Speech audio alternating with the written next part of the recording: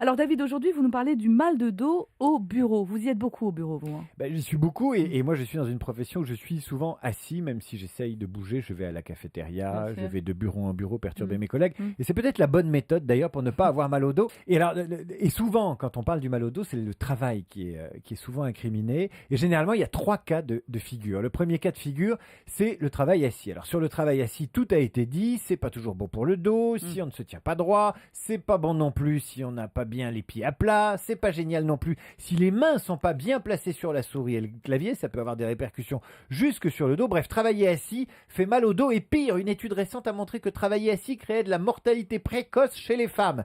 Quoi? Oui, une étude américaine a montré que la station assise accroissait les risques de mort prématurée chez les femmes, l'accroissait de 37%, c'est un peu moins chez les hommes. Ouais.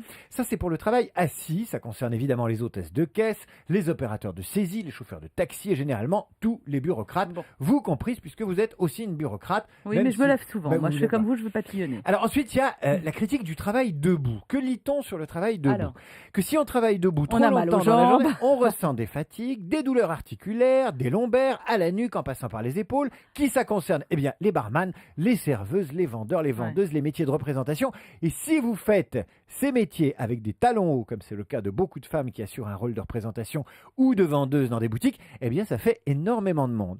Eh bien, je ne suis pas médecin, mais tous les spécialistes s'accordent à dire que si on veut éviter le mal au dos made in bureau, c'est-à-dire le mal de dos pour des raisons professionnelles, il faut varier les positions. C'est un peu comme en amour, sauf que là, c'est au travail. Varier les positions, c'est se lever et ne pas rester sans se dégourdir les jambes pendant des heures et se dégourdir les bras aussi. On ne parle que de se D'accord. dégourdir les jambes, il faut se dégourdir les bras.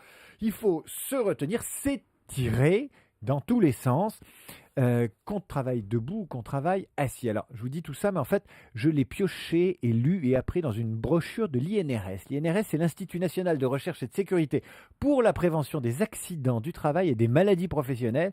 Ils ont édité un guide très bien fait, ça s'appelle Travailler assis ou debout. Tous les cas de figure sont abordés, y compris les gens qui travaillent assis debout, c'est-à-dire qui se lèvent, qui D'accord. s'assoient, etc. Ok. Et c'est très très bien fait, ça vous évitera non seulement d'avoir mal au dos, mais pas mal d'autres maux liés à la circulation, Mal aux fesses aussi. mal aux fesses Mmh, également, ouais. mmh.